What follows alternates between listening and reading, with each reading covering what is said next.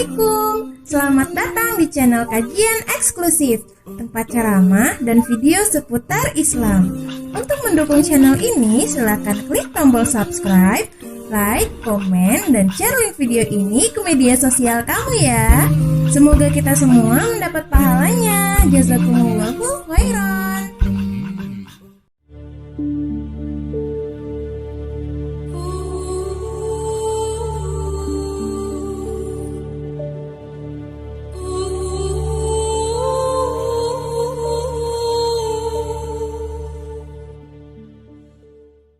Bismillahirrahmanirrahim. Jauh berjalan banyak dilihat, dan pengalaman adalah guru yang paling bijaksana. Pantang seorang muslim jatuh 2 kali di tempat yang sama. Hari ini lewat sini jatuh, pantas belum pengalaman. Besok lewat situ lagi jatuh lagi, goblok amat. Si amat saja tidak goblok. Kita mau bicara keagungan Ramadan yang ditandai 3 hal. Pertama, Ramadan dipilih oleh Allah menjadi bulan tempat di mana pertama kali diturunkan Al-Quranul Karim, kitab suci kita, imam kita, pedoman utama dalam melaksanakan berbagai kegiatan hidup.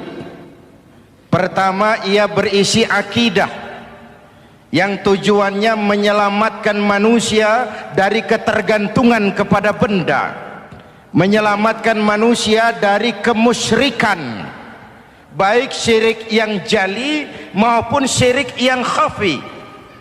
Syirik jali itu syirik terang-terangan, nyata-nyata menyembah berhala, nyata-nyata meyakini Tuhan lebih dari satu. Kalau gitu insya Allah kita aman. Tapi ada syirik khafi, syirik yang tersembunyi, menjadikan yang selain Allah sebagai tujuan akhir dari seluruh kegiatan hidup. Itu syirik khafi. Saya sejak pakai cincin ini rezeki lancar. Cincin. Saya sejak pakai gesper ini, jangan anak gadis, nenek-nenek ngelihat saya lemes. Gesper. Ini sejak ada perkutut di rumah ini, bisnis bagus. Perkutut. Kalau komputer lebih kita kagumi dari Allah, itulah berhala kita. Kalau pangkat lebih kita utamakan dari Allah, itulah berhala kita. Kalau ilmu lebih kita kagumi daripada Allah, itulah berhala kita.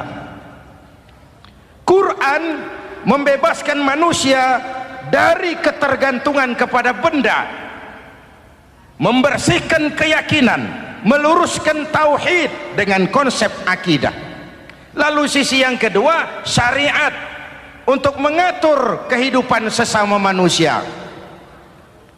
Selama ini kalau mendengar syariat, yang terbayang oleh kita kan yang serem-serem, dan memang diopinikan sedemikian rupa.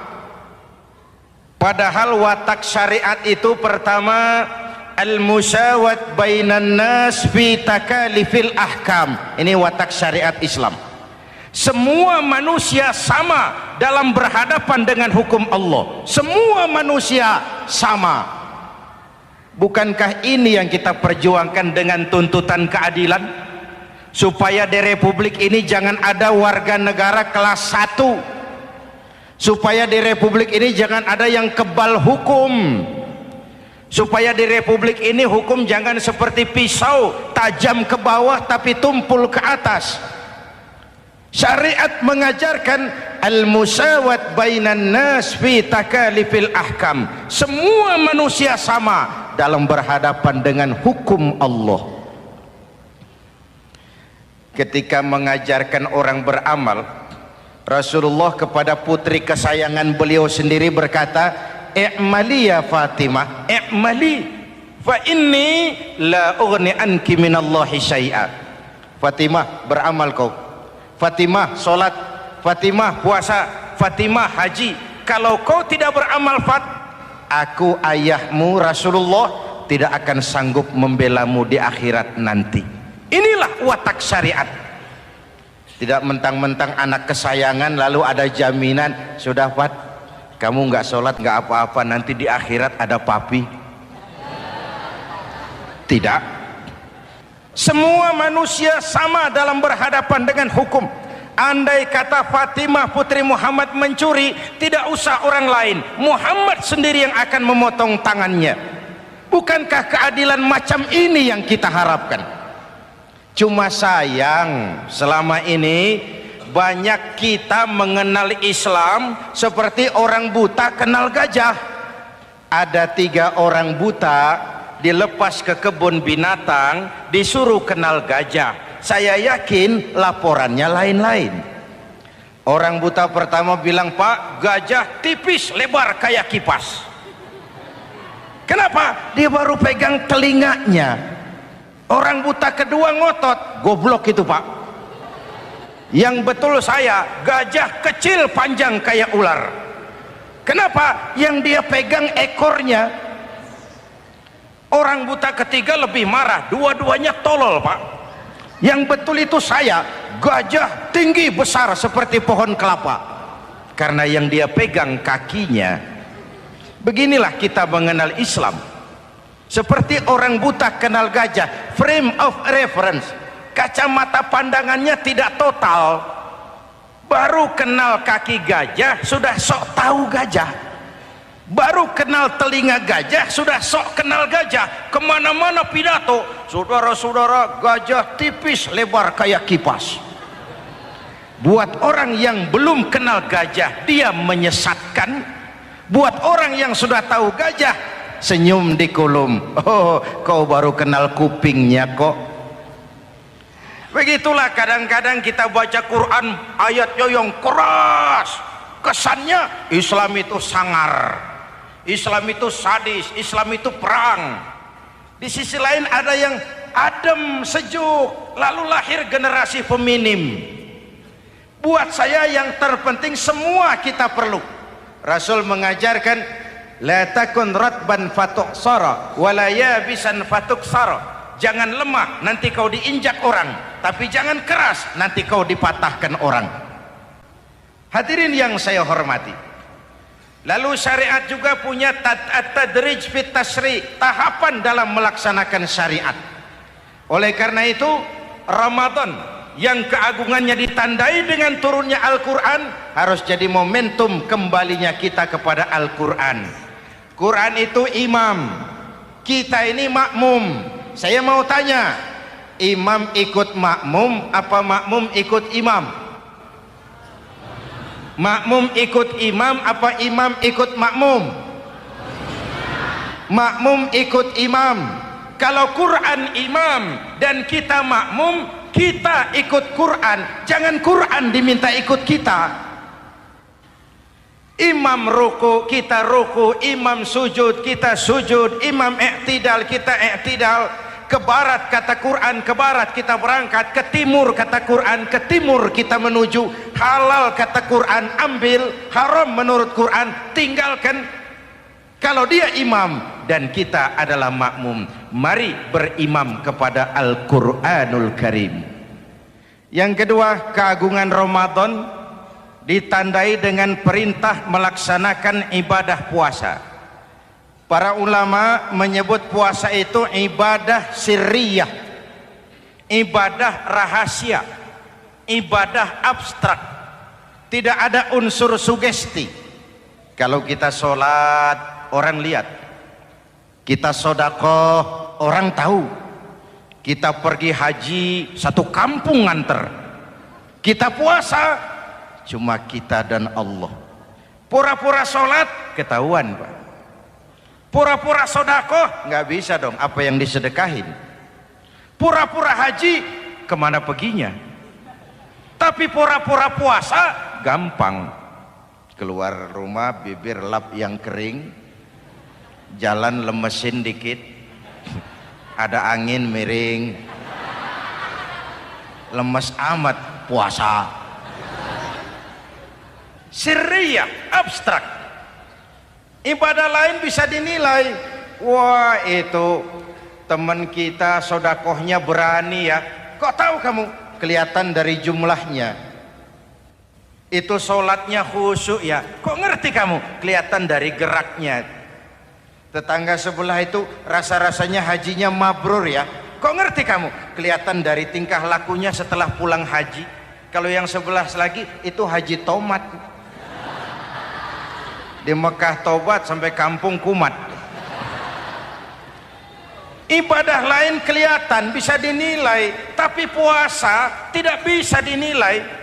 Belum pernah saya dengar orang bilang, teman kita puasanya mantap betul ya. Kok tahu kamu? Beludah terus.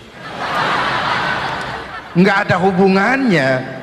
Oleh karena puasa ibadah sirri, ibadah abstrak, maka yang terbentuk dari ibadah ini pertama keikhlasan.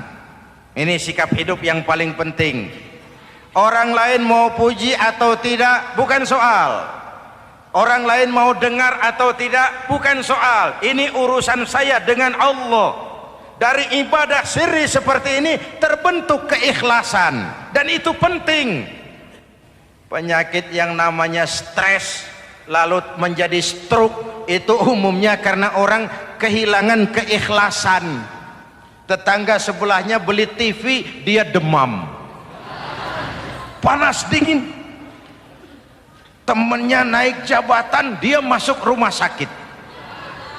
Temannya beli rumah, dia mati. Disiksa oleh perasaannya sendiri. Marilah hidup dengan ikhlas. Beramal ikhlas. Saya menyantuni yatim bukan karena disorot TV, bukan karena masuk majalah, bukan karena dimuat koran, karena Allah. Berpakaian ikhlas.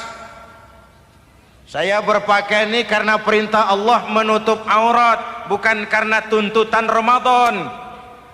Kalau cuma tuntutan Ramadan, Ramadan saja bagus busana muslim. Selesai Ramadan kembali pusar merajalela. Menerima jabatan ikhlas, ini amanah dari Allah. Jabatan adalah alat untuk mengabdi, bukan cuma alat yang melahirkan kekuasaan dan fasilitas. Kalau kekuasaan dianggap sebagai fasilitas dan kekuasaan, maka yang lahir tentu akhirnya maling-maling baru, yang lahir rampok-rampok baru, yang dikuras ya harta negara. Hadirin yang saya hormati, ikhlas menerima jabatan dengan keyakinan ini amanah Allah, amanah akan dimintakan pertanggungan jawab. Ini alat untuk berbuat baik, ini alat untuk mengabdi. Kalau cuma digambarkan kekuasaan jabatan sebagai kekuasaan dan fasilitas, itu yang lalu banyak melahirkan rampok-rampok baru. Betul? Iya, kalau jabatan kan gajiannya jelas.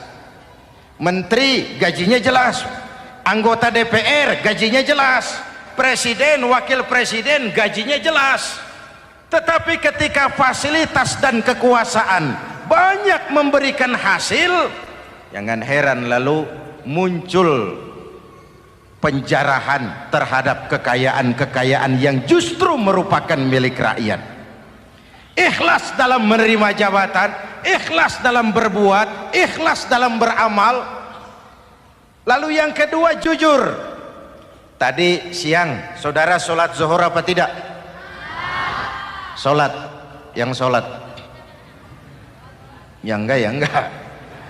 Sebelum sholat zuhur kan saudara berwudu. Waktu berwudu kan saudara berkemur, memasukkan air ke mulut. Umpama waktu berkemur saudara korupsi, dikit saja airnya saudara minum, jangankan hansip, jangankan satpam, jangankan polisi, teman sebelah pun tidak tahu kalau waktu berkemur kita korupsi. Kenapa kita tidak mau melakukan itu? Ada rasa malu kepada Allah. Alangkah positifnya kalau ini diterjemahkan dalam kehidupan. Sekarang kan kita berpikirnya Allah ditekan. Kamu korupsi ya? Iya, Tuhan kan tahu. Biarin, Tuhan mah tahu, nggak ribut. Nggak ribut katanya. Tapi kalau 3 orang saja tahu, geger kantor. Bayangin, Tuhan aja ditekan, Tuhan diintimidasi, apalagi orang lain. Lahir etika otonom, daya kontrol yang paling ampuh yang muncul dari dalam jiwa kita sendiri. Keikhlasan yang dibentuk oleh pelaksanaan ibadah puasa, kejujuran yang dibentuk oleh pelaksanaan ibadah puasa, lalu kesabaran. Kata Nabi, as-siyamu junnatun, puasa itu benteng, dinding. Fa idza kana yaumus siyami ahadikum, kalau salah seorang kamu tengah berpuasa, fala yarfus, jangan berkata kotor, wala yafsuk, jangan berkata keji, wa in sabahu ahadun au qatalahu falyaqul inni shaim, inni shaim. Kalau ada orang mencaci maki dia, bahkan mengajak dia berkelahi yang menurut ukuran dia mesti menang, tapi karena puasa, maaf, saya bukan gak berani sama kamu, saya sedang puasa. Kalau mau berkelahi juga ntar aja habis buka, segeran dikit berantemnya. Inni shaim, maaf saya sedang berpuasa. Itu merupakan benteng. Orang itu kan kalau lagi puasa kondisi lapar, haus, temperamen kan tinggi, sedikit tersinggung temperatur naik, sama marah gampang. Kalau waktu begitu dia bisa sabar, ketika kenyang sudah nggak ada masalah.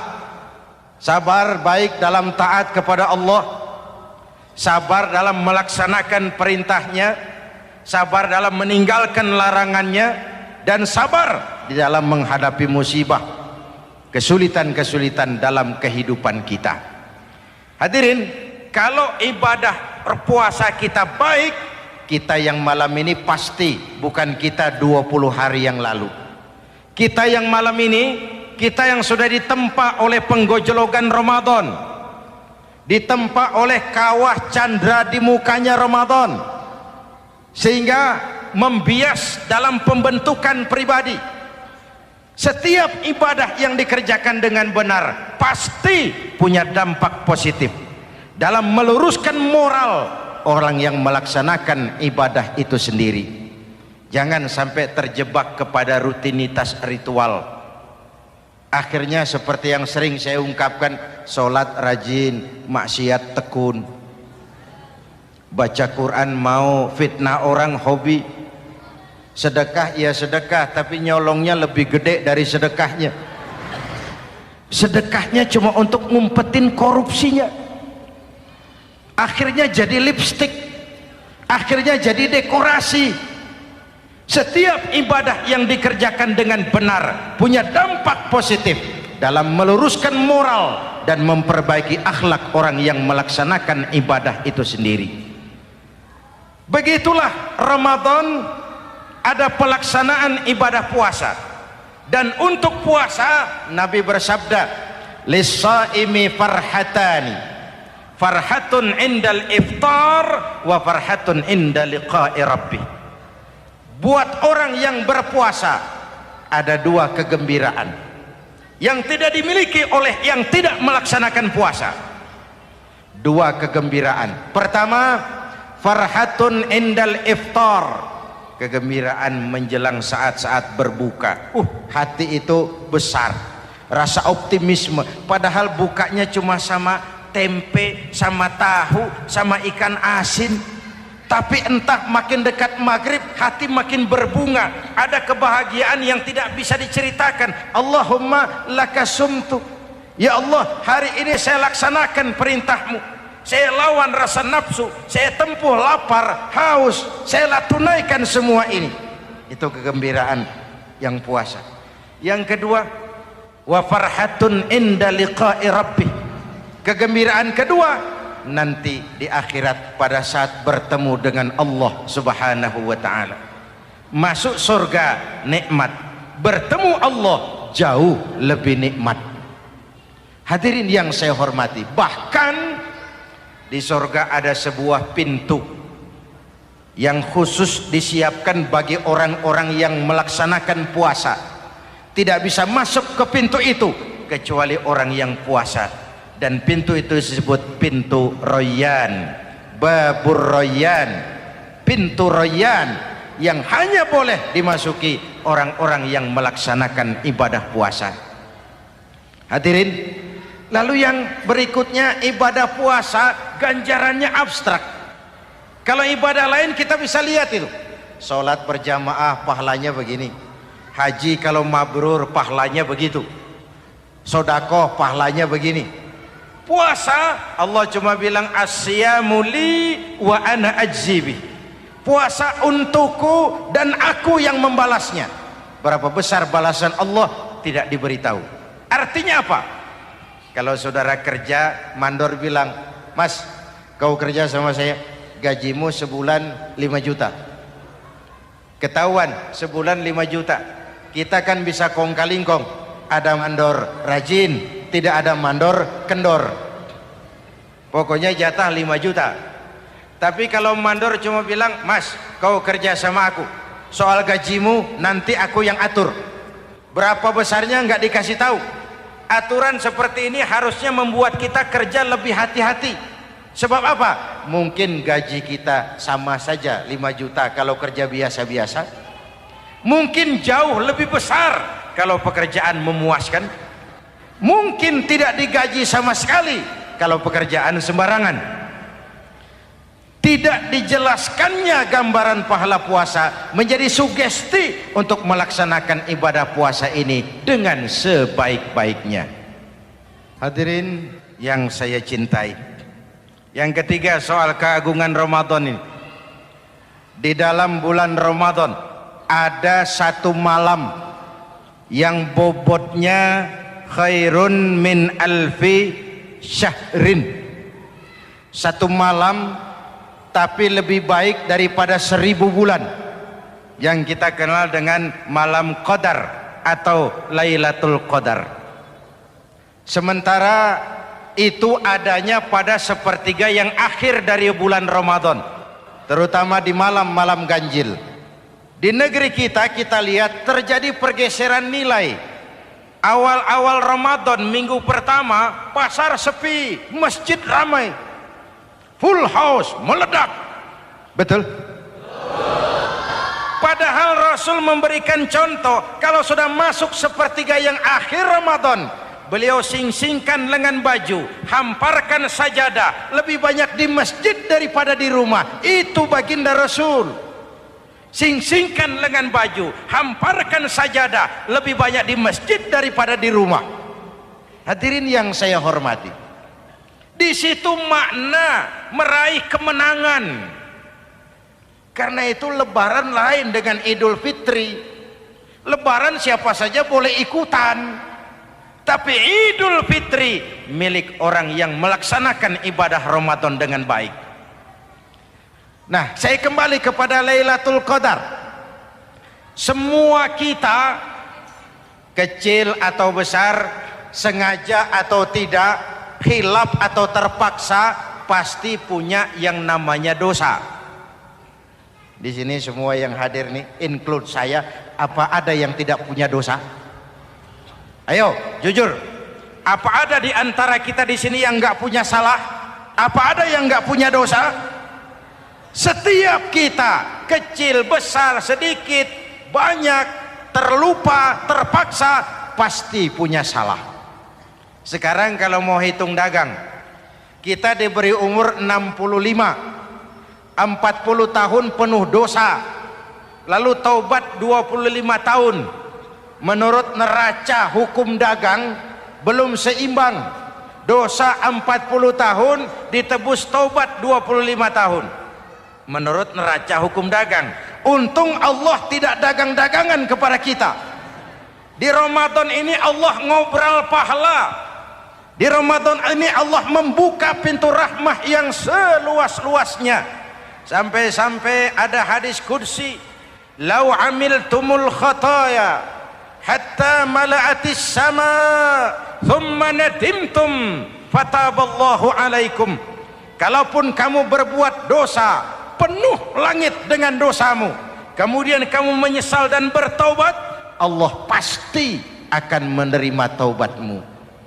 Hadirin yang saya hormati, inilah momentum Ramadan, saat dimana kita melakukan pemutihan diri. Masih ingat cerita dalam kitab Durratun Nasihin? Saya ulang lagi cerita ini untuk sugesti. Ada buajingan tengik pernah membunuh 99 orang. Satu saat hidayah datang kepadanya, terniat ingin bertaubat.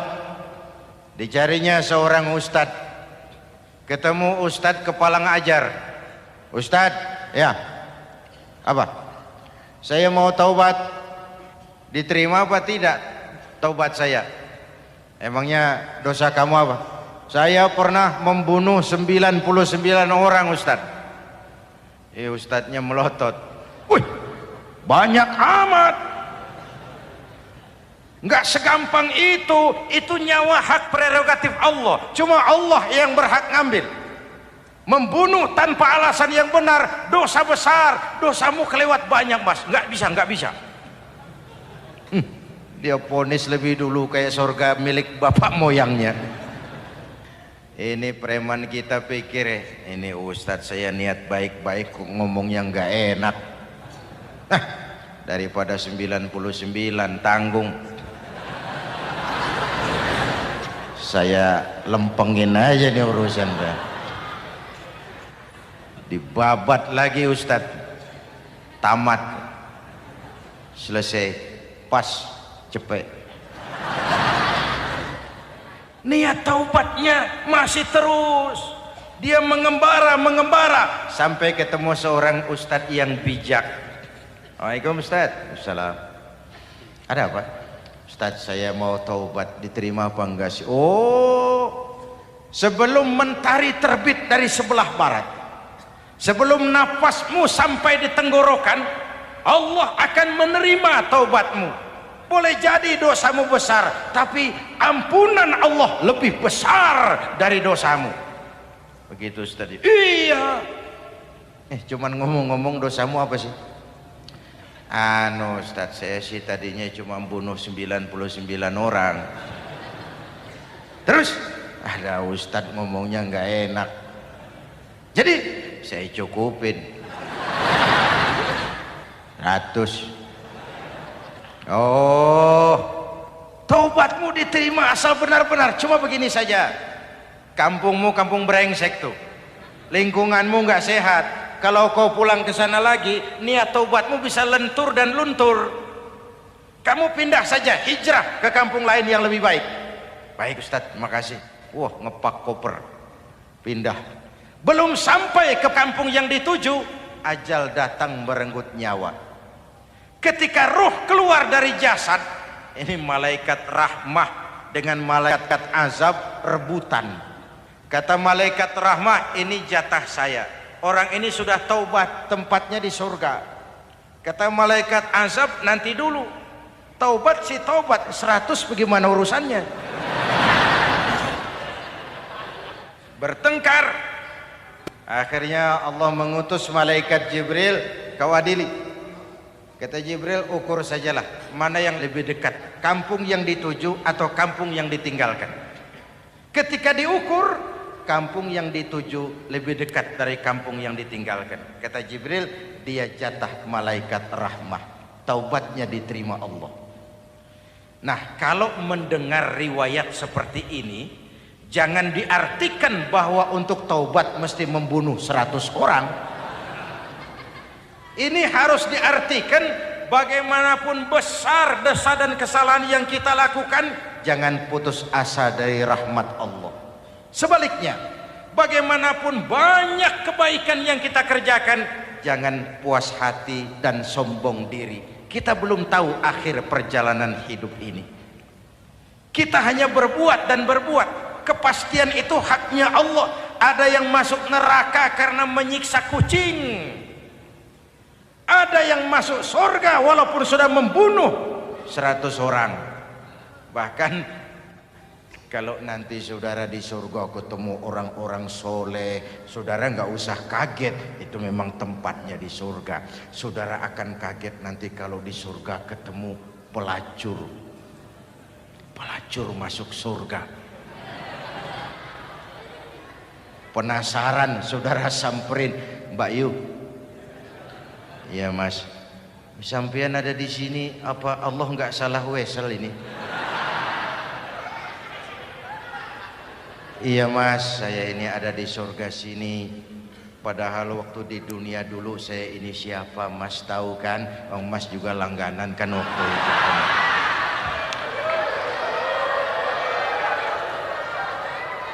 Tapi terus terang saja Mas, waktu di dunia itu saya terpaksa betul. Sejak lahir saya sudah yatim piatu. Sejak kecil sudah yatim piatu. Ada tetangga saya muslim sedikit kaya, tapi pelitnya 17 setan. Akhirnya demi tuntutan perut saya merantau ke kota besar. Ada yang nolong, katanya kerjanya ringan, uangnya lumayan. Apa? Yaitu demi sesuap nasi saya lakoni. Satu malam saya lagi berangkat dagang lewat Masjid Baitul Ihsan.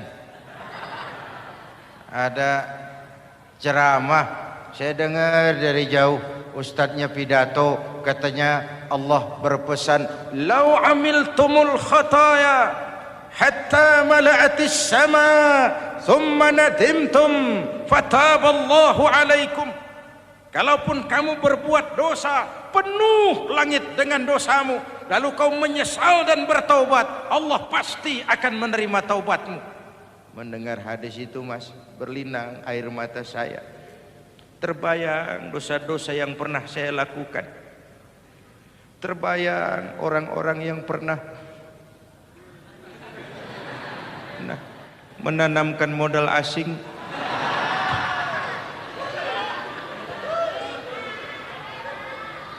Dikala itu hidayah datang, saya niat taubat pulang kampung Mas, mudik. Lagi ngepak koper mau mudik, tamu datang, saya bilang mulai malam ini saya berhenti dagang.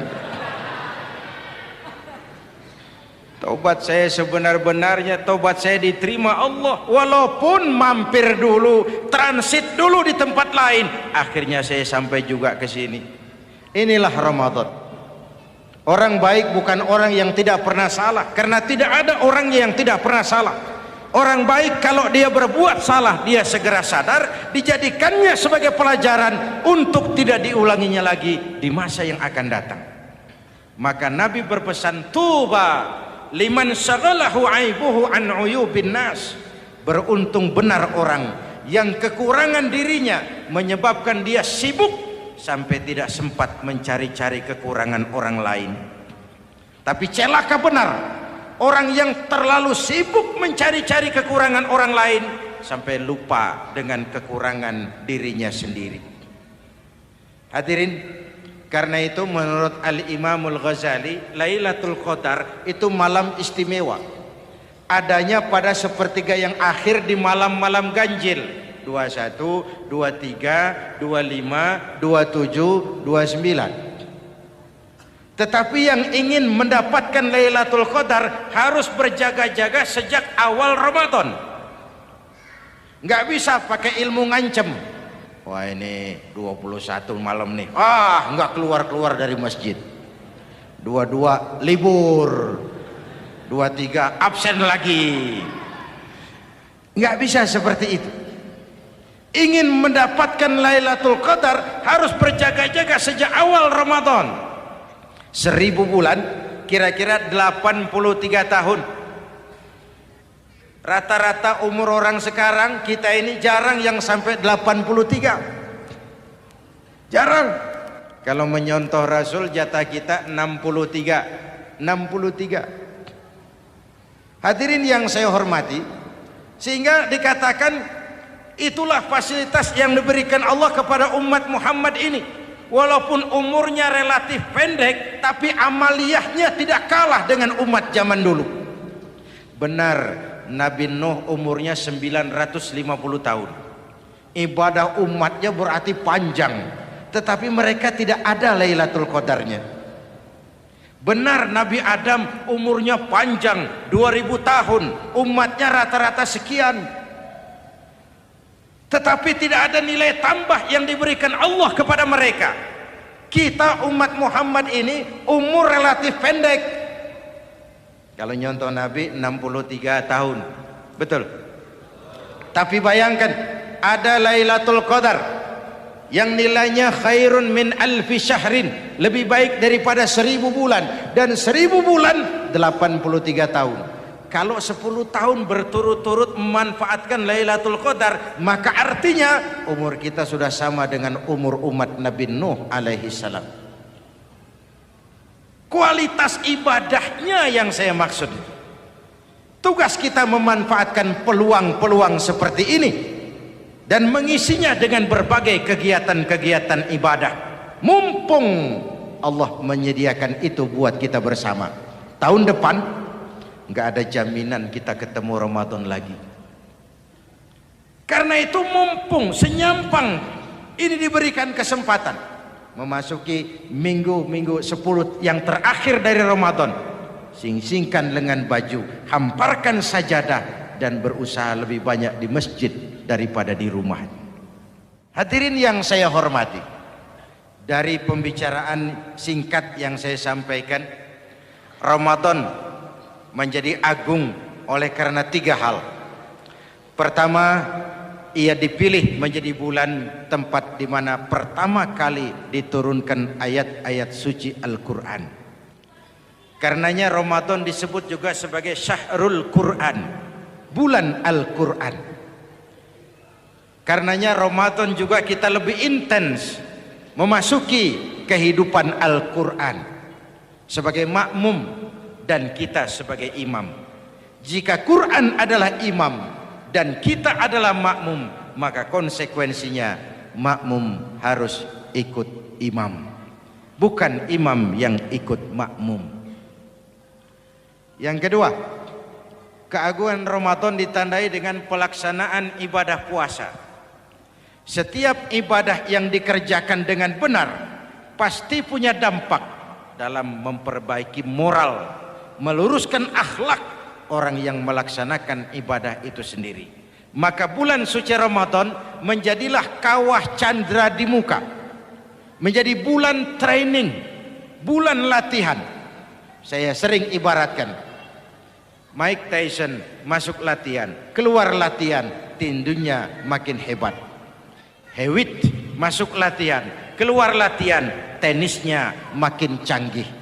Zinedine Zidane masuk latihan, keluar latihan, sepak bolanya makin hebat. Kalau latihan tiap hari, main kalah terus, orang kan ngomong, buat apa latihan?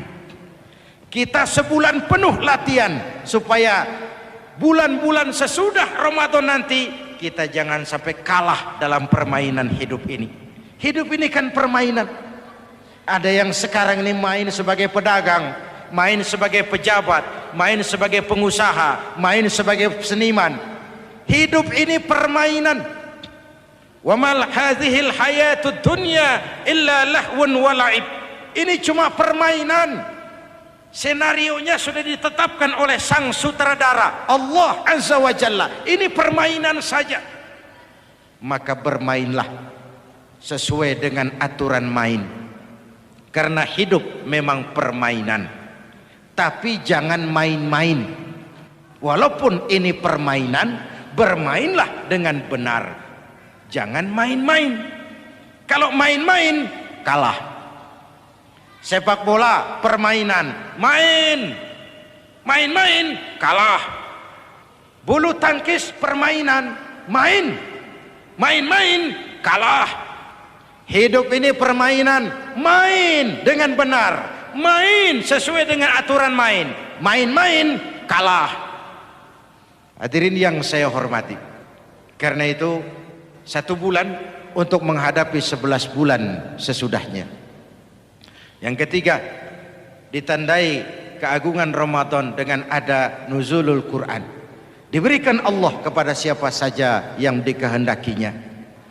Semoga ibadah yang sudah kita kerjakan kiranya diterima Allah. Yang masih akan kita kerjakan diberikan kita kekuatan zahir dan batin untuk dapat melaksanakannya dengan sebaik-baiknya. Ala hadhihi niyyah wa ila hadratin nabi. Al-Fatihah.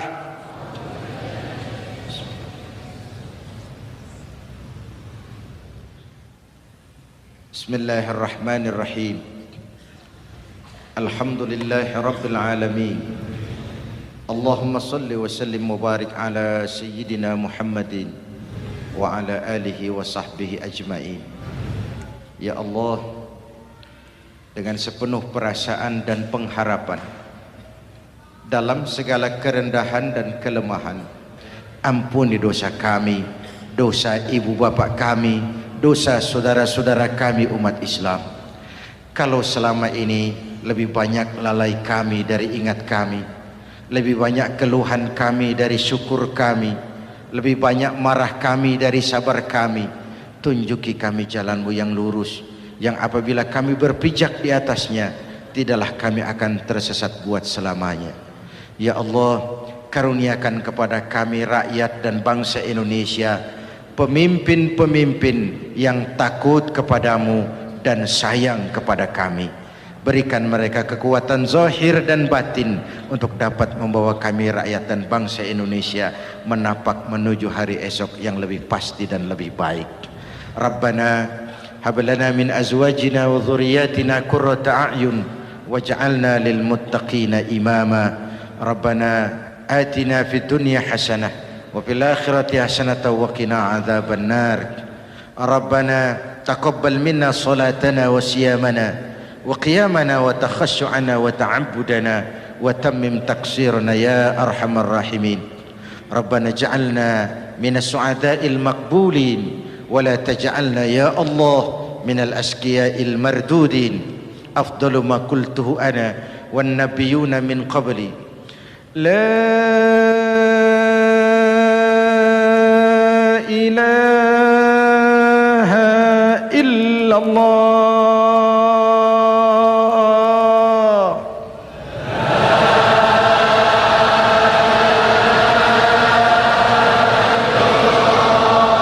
La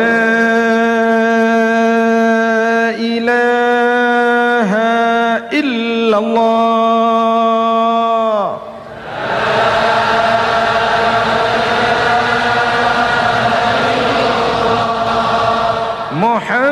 Muhammadur Rasulullah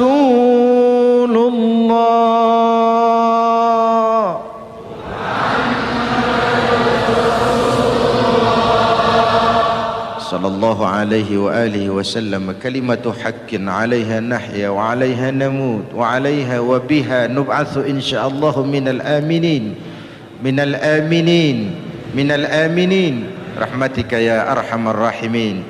Sallallahu ala sayyidina Muhammad wa ala alihi wa sahbihi ajma'in.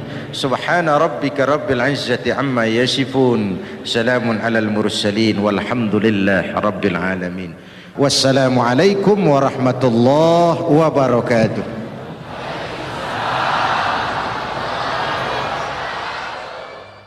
Ya Sayyidi ya Rasulullah